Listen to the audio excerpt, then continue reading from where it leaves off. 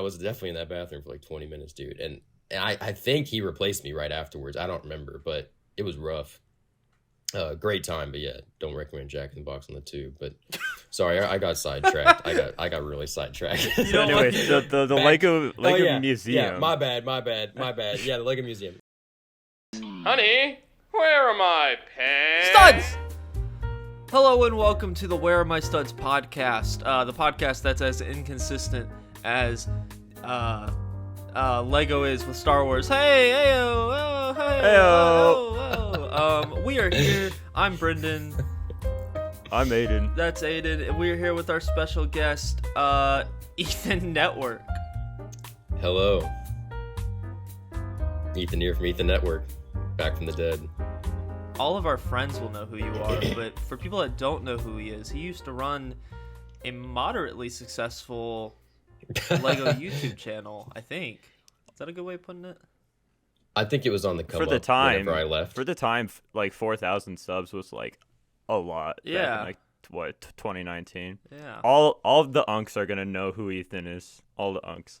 True. I'm not gonna. I mean, for the record, I did not have 4,000, but Wait, how many did you I'll have? take I thought you it. had I'll 4,000. take it. I had 2,700. Oh, I'm thinking of Brick Apocalypse. That's who I'm thinking of.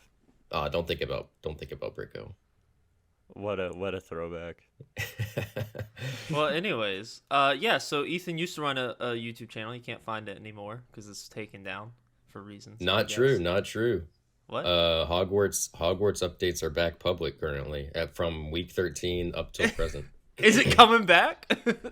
Maybe. Also, the Lego Yoda Death Sound Trap remix. That's up there. Wait, did you take down all the Endor ones? Oh, everything else is private. Why? That's Yeah, so sad. I can't find your channel. Look up EthanNetwork. All one word. It's No. probably just not popular enough anymore. You fell off, man. Look up building Hogwarts and Lego. I bet it'll come up. Oh, wait, hold on. Hey, I found it. Because 3 see, I years ago. left, It's not I too left, bad. and then 2 people stole my name.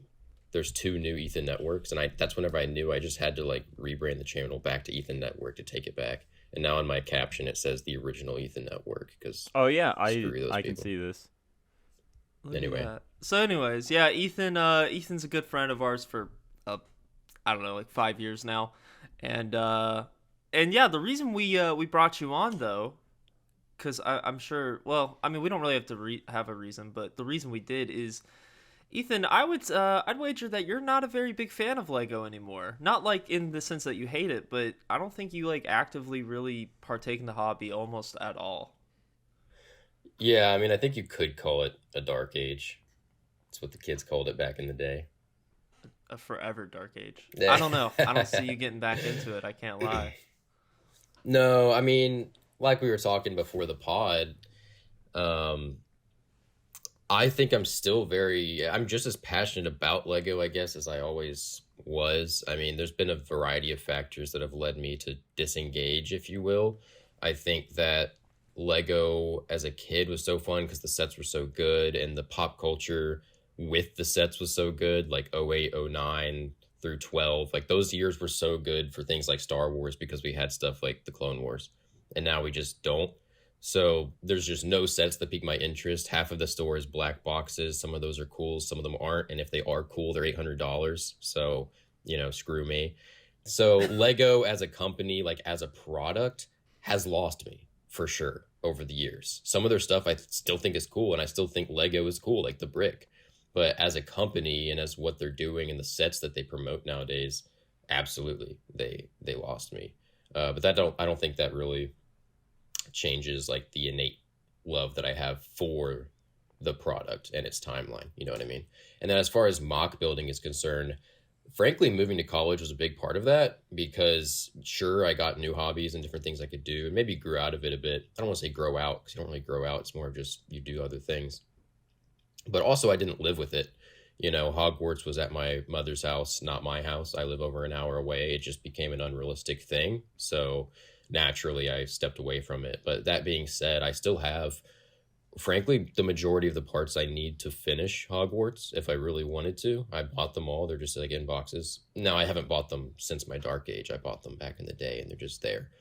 For those who don't know, I was building like a 12 gray base plate Battle of Hogwarts mock back in the day that at the time was kind of pretty significant. Whenever you looked around for Hogwarts mocks, there weren't that many that were on that scale, especially of the battle. There was one, but it was gray, and mine was dark tan, which, you know, is a big deal to me, as we all know. Dark tan parts, much harder to find, and way more scarce. Way fewer parts come in dark tan, and that made it much more difficult to build because I had to create new techniques for certain angles and things where other pieces just didn't exist in that color. But as time went on, there were great versions of the mock done. I know I haven't checked in a while, but my favorite Hogwarts mock back then was from Cheesy Studios, and it wasn't the Battle of Hogwarts, and it wasn't the courtyard battle like the same as mine, but it was kind of that facade entrance way of the water fountain courtyard, I think it was. And I'm sure y'all probably seen the build. It's incredible. But anyway, I stepped away he's from... done a couple more since then too. Yeah, I would imagine. So I stepped away from mocking because, you know, I didn't live with it and I had other interests and everything. But as far as the next side of it, which is like Bricklink and the investment side of it, that hasn't really gone away. I mean, I just shipped a Bricklink order this morning, and I know that's a little bit different, but to me, that does kind of keep the hobby alive. And in my mind, it's not just like all about the money. It's fun to get to handle old bricks and piece together these old sets and resell them and see what's up and see some sets that I wanted as a kid. Like I just finished piecing together the Pharaoh's Quest pyramid from a oh, really? Facebook. Yeah, this what is it called? Facebook Marketplace find, big tub of destroyed sets. And in there, oh my gosh, there's a mother load. I rebuilt the Indie Plains.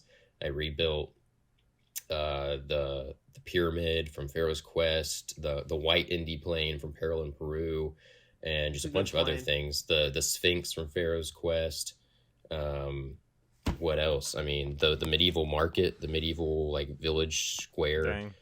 And there's the troll castle in there too. There's just really good sets in there. So that's nostalgic. That's a great get to set. build. Yeah.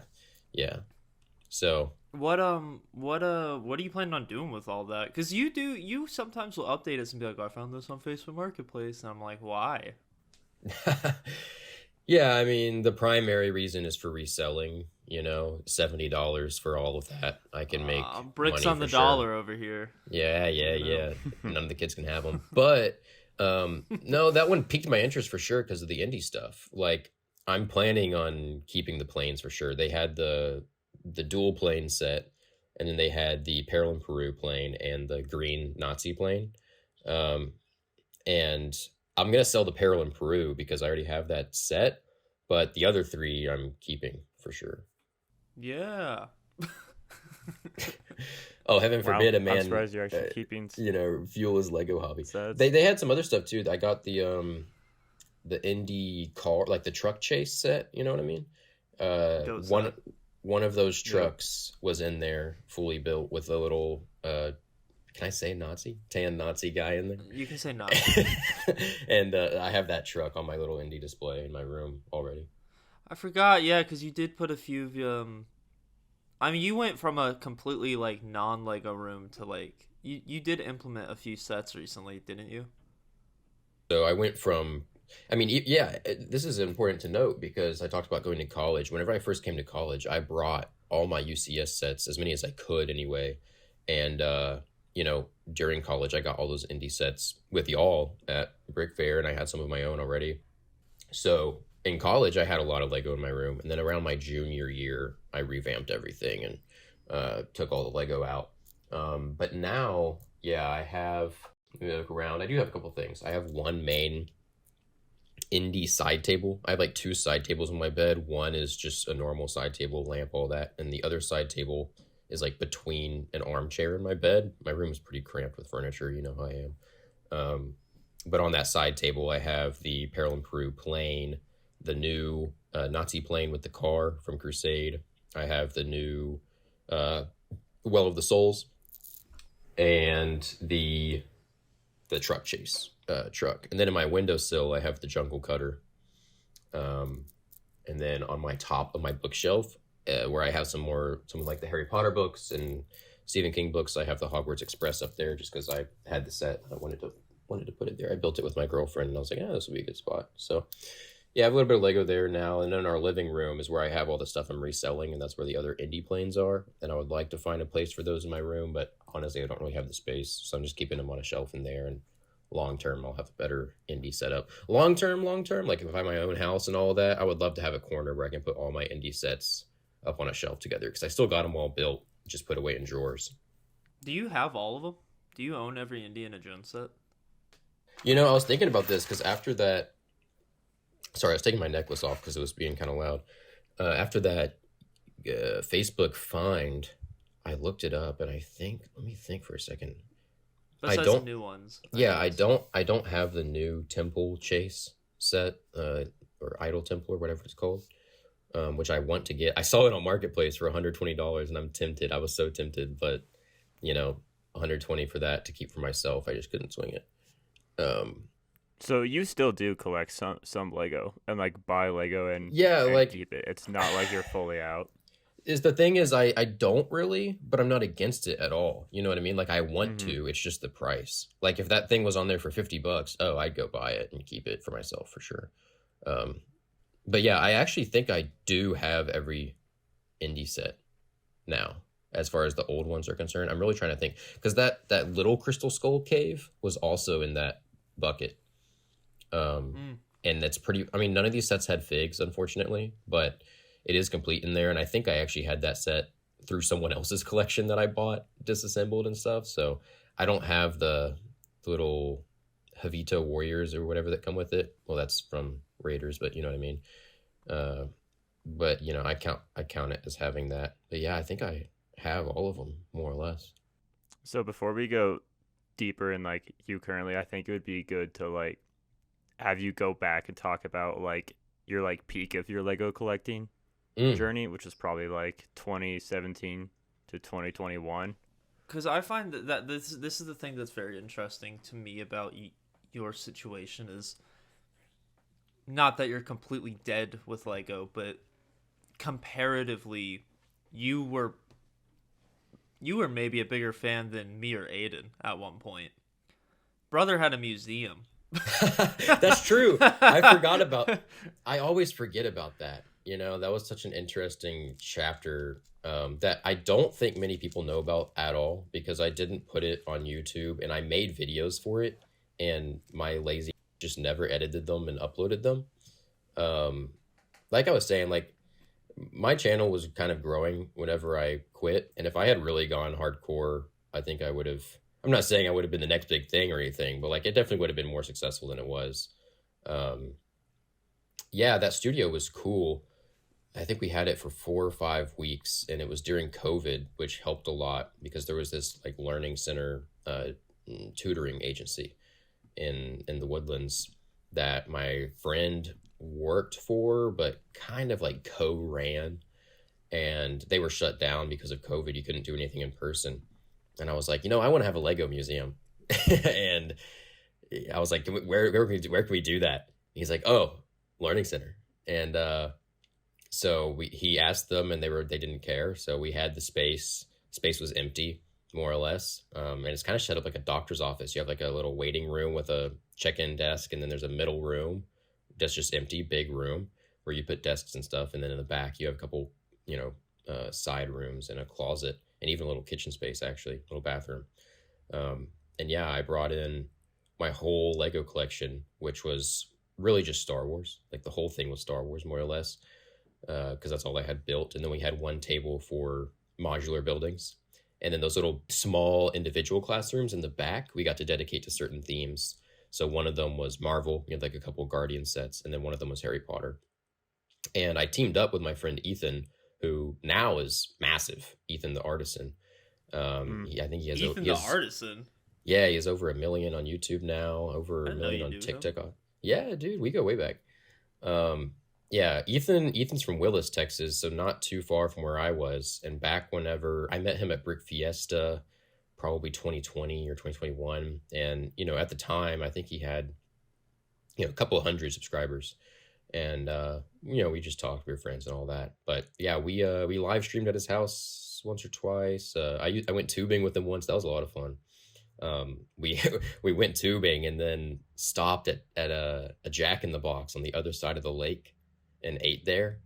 And dude, we decided to tube back to his house from the Jack in the Box. And let me just tell you, tubing after eating Jack in the Box is the worst thing you could ever do. I felt so. I was in their bathroom for so long.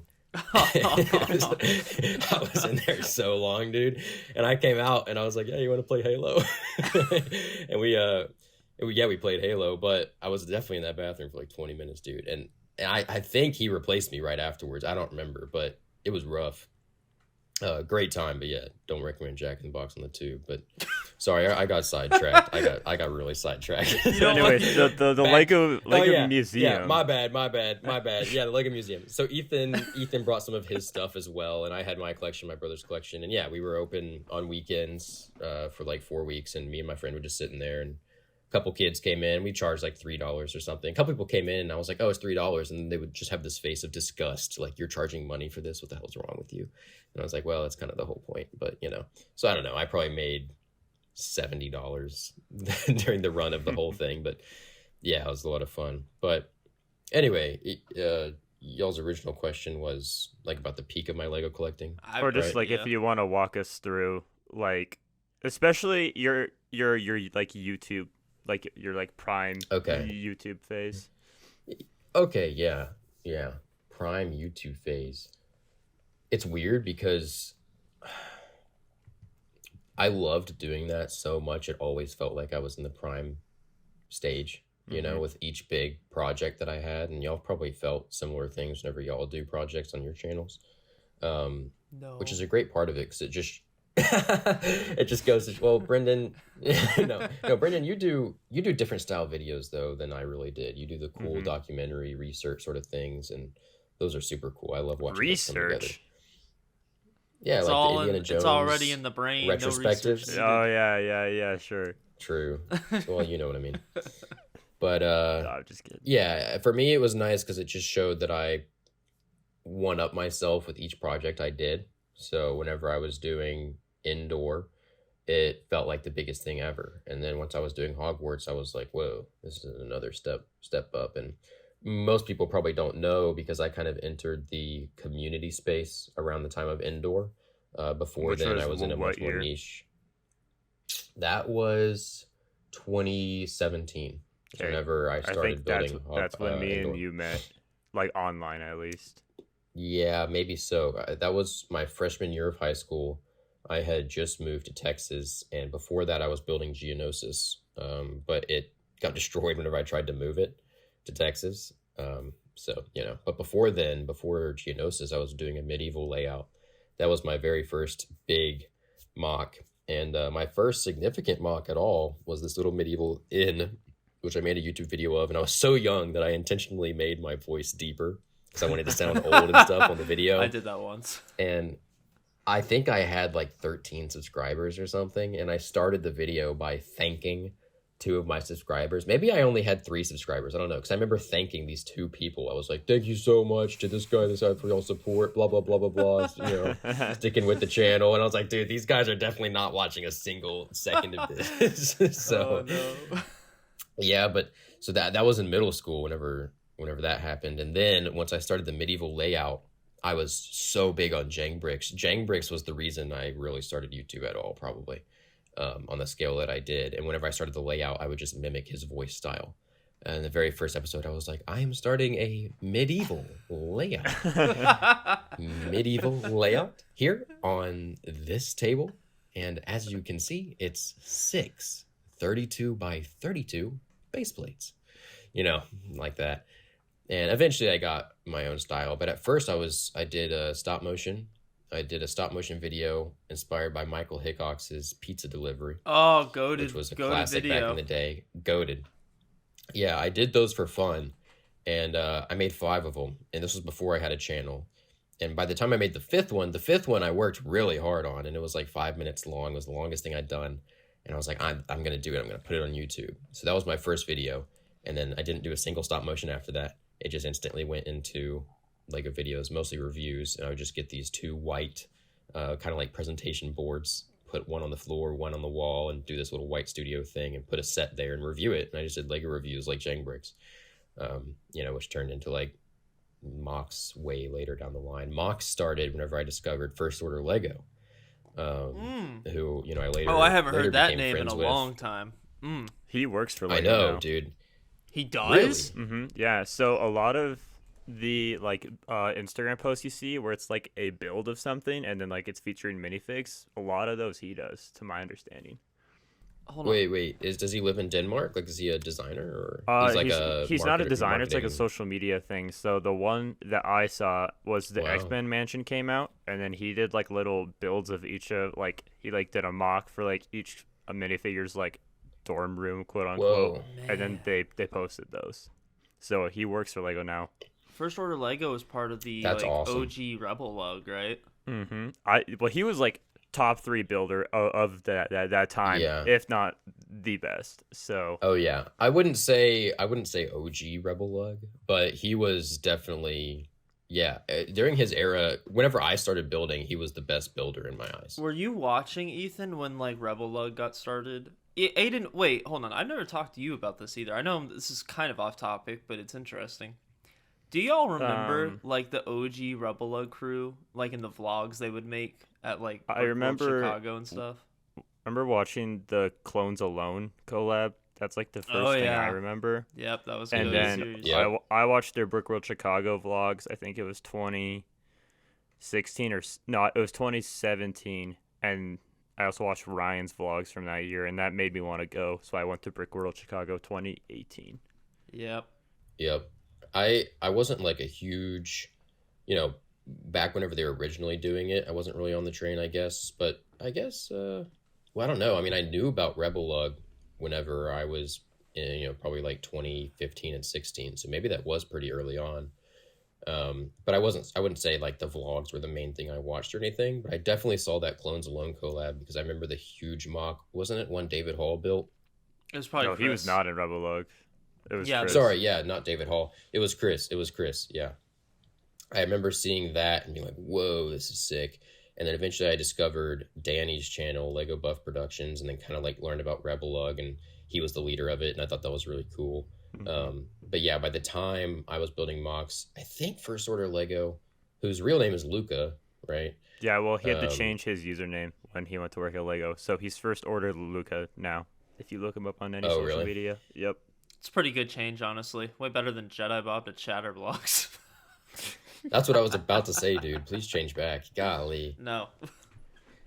But yeah, Luca entered Rebel Lug, and I remember that time. But yeah, whenever I saw his mocks, that was my first discovery of like really high class mocks. Like obviously I'd been building stuff with bricks my whole life. That's what Lego is.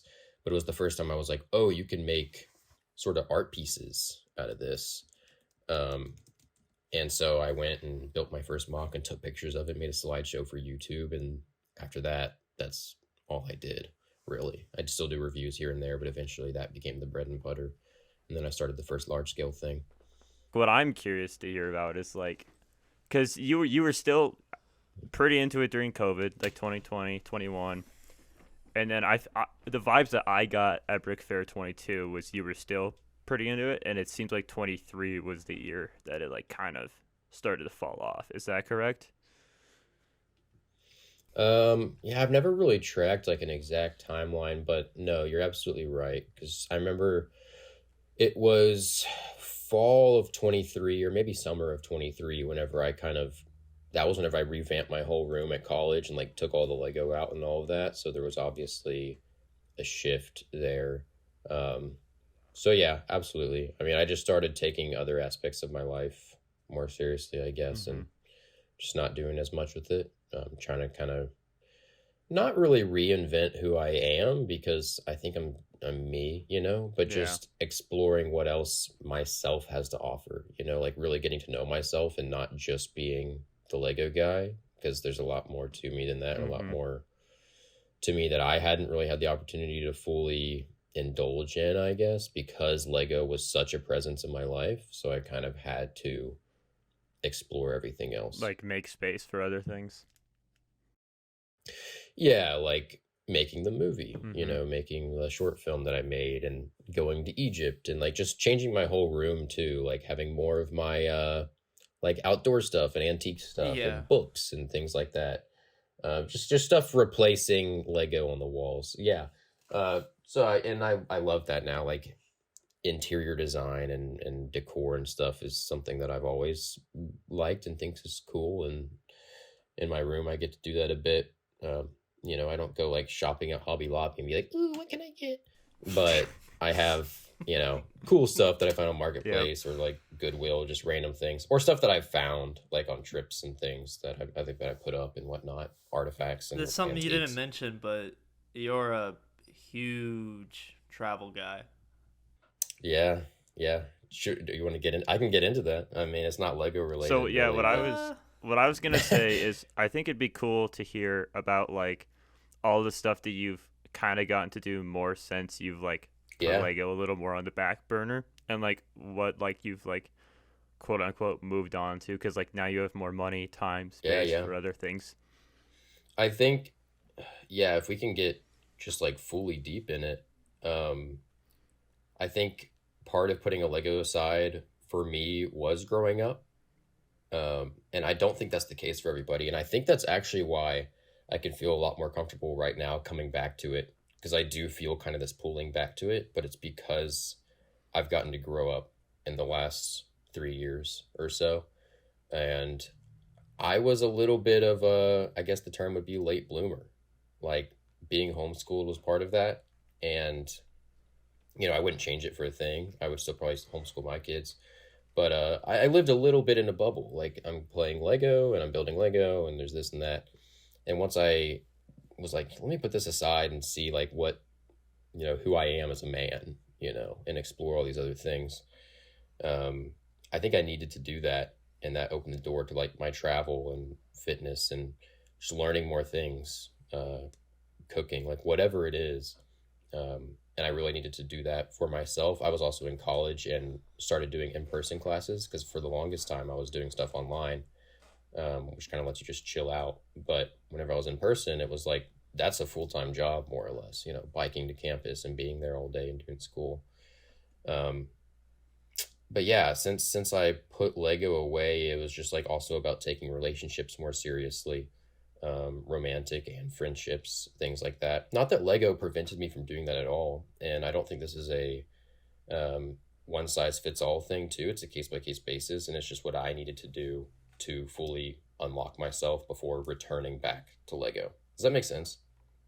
Yeah, 100%. Yeah. Yeah. And when you So say like returning back, like what do you mean by that? what I mean is how like right now I kind of do feel that pull back to Lego.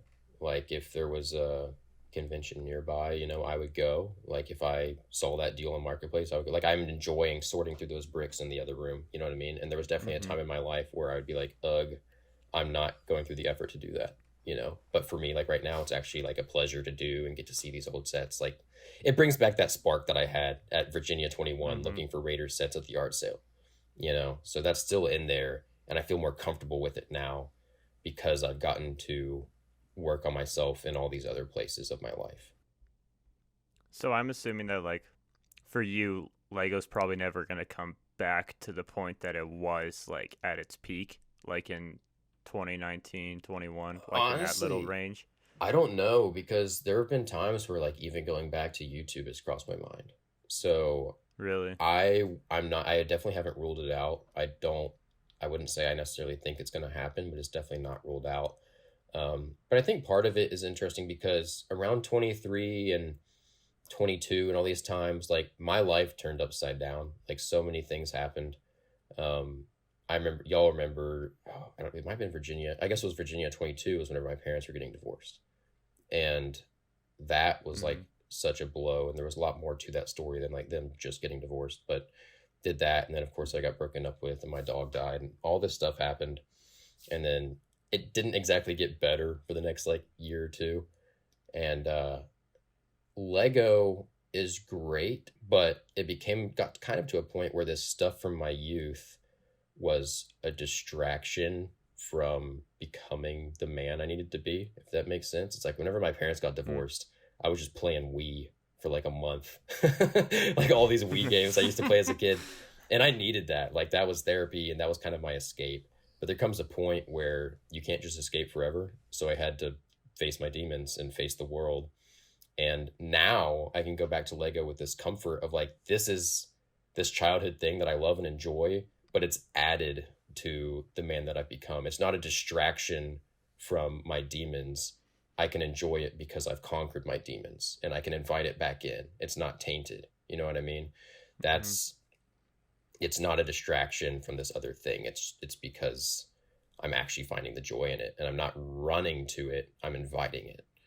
And that's a shift that I needed and where I am now, I think, which makes it all that much cooler. I also think that Lego just doesn't mesh well with like college, and that's why you see a lot of people like, yeah, because Lego demands time, money, and space, and that's things you are all super low on. Yeah. Like what honestly, like I kind of like, to an extent, I like more like when I'm at school and I have like room for 2 to 3 sets that I can have in my room. And like that's the extent of my Lego hobby, and I can like invest time in like other things. And then when I go back home for break, I come back and I have my like whole Lego room, and I have a lot more Lego in my room back home, and it's like almost like overwhelming. And it's like, man, this is like too much. Then I like not like grow up, but like it needs to like evolve from like what it used to be, and like the way that I go about it. And I think you kind of had a similar but like maybe even more drastic experience to that, because I also had like a really crappy time in my life the second half of freshman year of college, but I moved back home and went to school, so like Lego was like kind of all I had for that. So I actually had the inverse effect of you, which I thought was super interesting, which is still like a good thing, you know. That's why I think it's a case-by-case basis, because it can provide that like really necessary escape to keep you going and like to keep your inner child alive through something traumatic and like remind you that there's happiness. Because I remember feeling that at Brick Fair whenever all that shit was happening, and I was like, but here I am with my friends building Lego Indiana Jones sets. Like I still have it, you know, it's still here in the world. I can find it. I just have to be intentional about finding this joy, because the world's gonna throw me curveballs all the time. So yeah, it's an awesome thing no matter which way you slice it for everyone else, I think. See, I'm like, the bad period of my life was way earlier than college. It was 2018. So like I can't 16 I think. Okay. 2018 is 2018, right? Yeah, 2018. So I like, it's a little harder for me to relate on that aspect. But like you're talking about like evolving. I'm really interested in this concept now. Like this entire idea, like like the hobby evolves as you evolve. Like you can almost have a visualization of your evolution as a person from 15 to 25. None of us are 25, but you get what I'm going. Yeah. And like if you look at your room, what you buy, what you do, like you can visualize and see the evolution. Because like Aidan, like you were saying, like you're like, it's too overwhelming and I need to evolve like the space back home. And even me, like, I mean, I still have a ton of Lego, but I mean, Aidan can attest to all this. My room looks extremely different than when he first visited in 2023. Have you heard about that? No, Ethan? I haven't. I haven't heard of the change. We've talked about it a couple of times on the pod, but I'll just give you like a refresh. So I showed up to Brendan's house in 23. This is when I was going through that actually like really tough time, and I just needed like a break from Colorado. So I was like, "Hey, Brendan, I want to go somewhere warm." Yep, it was great. And then I walked into his room, and then we went to like, I think it was at the store the next day, and he was talking about the like MTT and how he had. I was like, dude, I didn't even see that on your shelf because it's so cluttered. I had no idea you even had that. Yeah. So then we like got rid of like 40% of his sets the next day. And I like sold them to Brickkill. Yep, and I was able to get some. I got the Daily Bugle, Daily Bulge, and I got this really cool ninja set, and it was a very good lesson for me on multiple fronts. My display looks gorgeous compared to what it did. Yeah. And like I don't even miss. I genuinely, I would say 97% of the sets that I've sold ever since 2023, I have zero regrets for. I'm way happier because I also sell them and then usually buy like one cool set, like old set. Like I sold a bunch of stuff and I got the '08 Republic gunship, and that's certainly cooler than all that other crap that I didn't really. It just cluttered on a shelf. You sold that MTT, didn't you? Yeah, I did. I got money for that. Helped build my mock, and You freak. I don't have any. I don't miss that set at all. You freak. It's not that good. You It's freak. not that good of a set. Dude, I saw that set on Marketplace about 40 minutes from me for $125 complete. And What? That's a great deal. I know, and I was going to go pick it up from him. And we arranged everything, and I tried to lowball him too, and he was like, no, blah, blah, blah, blah, blah. And then we arranged a time to meet, and he messaged me, he's like, upon further investigation, the price has changed, and it was $225. And I was like, dude, why didn't you Google this like when we were literally price negotiating? Like, we've been talking about this I've had that happen on DMs for like 3 days.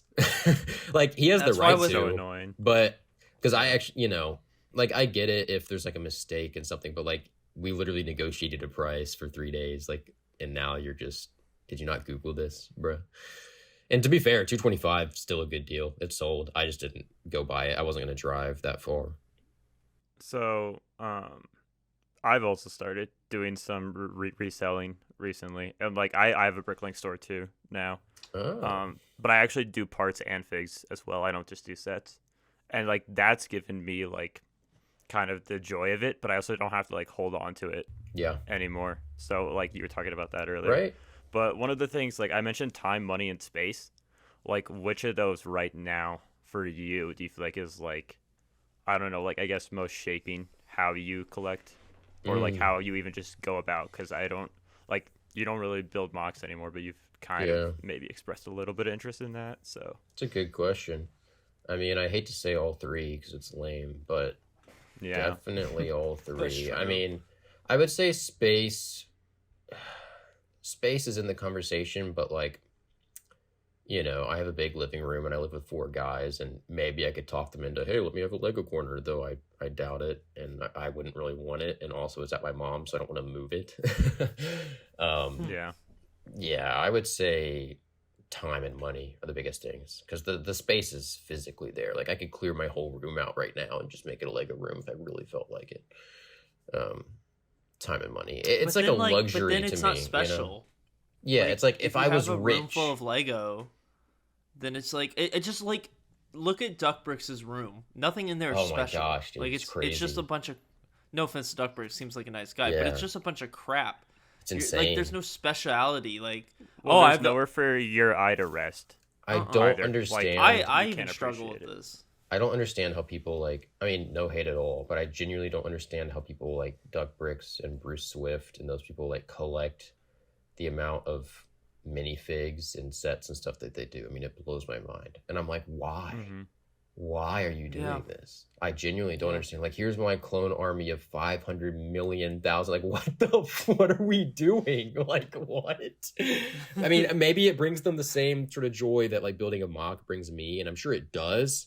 But like, there comes a point where I don't spend money on a mock. Like, Mhm. what? Like, what are we doing? And I mean, maybe they could explain it to me, but it's crazy. Yeah, like when you get down to it, there's 2 things I truly do not understand why humans do, and I do both of them. What's One, that? care about sports teams and like if they win or not, especially if it's like not a college and it's a pro team. I It don't know. truly I makes get it. no sense. I think it makes sense. But like I don't know, like you have like no factor in it, and like why do I care that the Packers suck at stopping 3rd downs and it ruins my entire day? Like It's like why a war. is that a thing? It's a war. You're on that Oh, side. It's a I battle. guess. Yeah, true. It's your Yeah, nation. I It's guess there basically your is that part. country. It's a proxy war of your nation fighting. That's such an interesting way to think about it. And the other one is why we like to like collect things with like little to no practical use. Yeah. And like what I mean by that is like after you build a Lego set, you've gotten all practical use out of it. After that point, it kind of becomes a display piece unless you're a kid or Brendan who still plays with their sets. True. Hey. Yeah, I get more value out of play. my sets than you do. Yep. No, I'm saying you actually do get more value out of True. it because of that. Hold But, on, like, I people want to just collect clarify. and I'm put not on a out shelf. here being like with my figures, like, hey there, blah, blah, blah. Yeah, I don't you do are. that. Yeah, you but are. Yeah, I you definitely... are. No. Yeah, you are. Dude, you in your videos You do are. that. What are you Oh talking yeah, about? but like that's It's in 4K. I play with my I planes plead the sometimes. fifth. To be honest. I plead I the fly the planes. I around like sometimes. pick up like a ship and I like spin around in Meow. my chair for like a minute and then I put it down and that's like the extent of mine. I think it's. I fidget with them. I think it's like a sentiment thing, Aiden. I mean, some humans are more sentimental than others, and I think if you're in the Lego space, you're naturally a pretty sort of sentimental person because, as a kid, like if you're growing up outside playing with sticks and stones and rocks, and you're like throwing rocks at rats and stuff, like you typically grow up to be like, let me hop on this ATV and floor it, and we're gonna go shoot a deer and great day, fish and all this stuff. And like I've lived a bit of that too, but growing up where I'm like, oh, I'm in an air conditioned house and I'm playing with my minifigures, and I'm gonna watch Toy Story later. You typically just grow up with more of like an emotional centric type of mindset, which leads to sentimental values and being like, oh, that poor dog, and oh, I want to have this thing in a special display case so it doesn't get dust on it, and this is just my favorite Imperial Star Destroyer, and there's nothing wrong with that. Like that's me, but I think that's growing up with that sort of atmosphere builds this mindset of like, I can have something that's worthless and put it on a shelf and be like, oh, well, doesn't that look so quaint and mean something to me? It's because I grew up with a bunch of Lego on my shelf. I guess that kind of makes sense, kind of doesn't. I don't know. No, No, it makes I think sense. it totally does. Like because it's instead of just putting like some like blocks on a shelf, like it's putting like a memory on a shelf. Yeah, I was gonna say it's just storytelling is a huge part of it. I think it's all storytelling. Like a memory is a story. Well, that's why like stuff that I collect, I never really buy online that much unless it's like a great deal because I like having like, oh, this is from when I was with Brendan and Ben and we went and I got this set. Yep. Like when there's a story behind each set, it's a lot cooler. It's a lot harder to part with when you're like trying to get rid of stuff.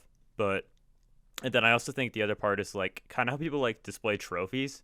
I think like we had those sets we wanted a ton as kids. And if you like finally get one of those, it like almost feels like putting a trophy on your shelf because it's a sense of like accomplishment. Like even though like you didn't like run 4 laps around a track super fast, but it's like a different form of it. That's very true. That's how I felt whenever I got that Raiders truck out of the bucket and put it in my indie display because I've wanted that set since I was a kid. And then also the green plane, like 100% perfect analogy. It feels like a trophy. And I'm the same way with like all the stuff in my room, not even the Lego, but all the stuff I have on display. There's a story behind everything. And it's I wouldn't say it's intentional, but it's just the way it is. Like I'm not going to put it up unless it means something to me and it's cool. And that's typically the combination that gets something displayed in my room. So if someone came over, like I could tell them a story behind everything that's hanging on the walls, everything that's on the bookshelves, all of that. Yeah, I 100% agree. I 100% agree specifically with like, I mean, I have bought a few things online, but I will always prefer, even if it's I went to the store and bought it, I prefer that than I would on eBay and found it. Like some of our friends are like, "Well, I found a great deal on this online," and I'm like, "That's lame." Versus, I think that's cool, overpriced, but I bought it in real life. Yeah, that's cool though, because like it shows that you care more about the journey and the story behind the set than just owning it and collecting it and like having it like a let me just throw my net out and see what comes in and oh, I got 5 out of the 10 that I want. It's like it's much more intentional, which I think is cool. It shows a deeper like emotional intelligence, I feel like. Well, and I also feel like for like sets that are retired, you get that like a lot more. Like it feels like a treasure hunt or like more of like a quote unquote adventure. Like obviously it's not going to feel as much as like some of the stuff that you do that we can't talk about for legal reasons. We can talk about stuff. No. But like I don't know, like there's just that like hunt to go and like find it versus like if I know I could just show up at a Walmart and buy a set at any time. For some reason, to me, that's like not nearly as enticing. Yeah, I agree. 100% agree with that. With that, I think we should wrap up because that was really good. This makes me so sad. I think. Why? I don't want to end. It's too fun. Yeah, I mean, for what's worth, we can talk off the podcast. No, it's okay. Y'all got to have me on again. For sure. I mean, optional. No, I'm just joking. I'm just joking with you. Ethan, you might enjoy. Maybe I will. doing one of our drafts. What's that? It's like a fantasy football draft, but with Lego. It's really lame. Yeah, we did one with Levi for like original Lego themes. Oh, Yeah. what? That sounds fun. What the hell? Yeah, I'll do that. I miss Levi. Levi's cool. Oh, Levi's the goat. Literally the throat goat. What's his name on this? Dude, you know Anyways. Random fact. I was in DC and I was at a train station. You know what? Never mind. Actually, just keep going. Well, with that said, I've had a great time. It's like my two best friends being on the podcast. I'm just in heaven right now. But with that said, thank you so much for watching. Or no, wait, listening. Sheesh. I wish But y'all had video. do go watch our Instagram account because we have really funny posts there that we post a bunch of random Watch our Instagram account.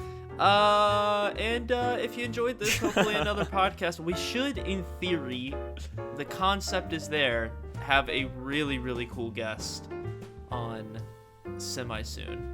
And the reason we already posted that episode. Huh? We already posted that episode. No, not David. Cooler than David. I know what you're talking about. I at least like this guy's. I like his content a lot. You're gonna have to tell me who it is, like here in a second. Oh, I You won't forgot. know That's him. not who I thought you were talking about. I won't know Never him? mind. I know it is. Oh, No, man. you have no idea. who this it's a is. newer guy. Yeah, Newer guy. You can still tell me. All right. Okay. All right. Love you guys. Well, anyways, Thanks for listening. Yeah. Goodbye. Bye. Goodbye. Bye.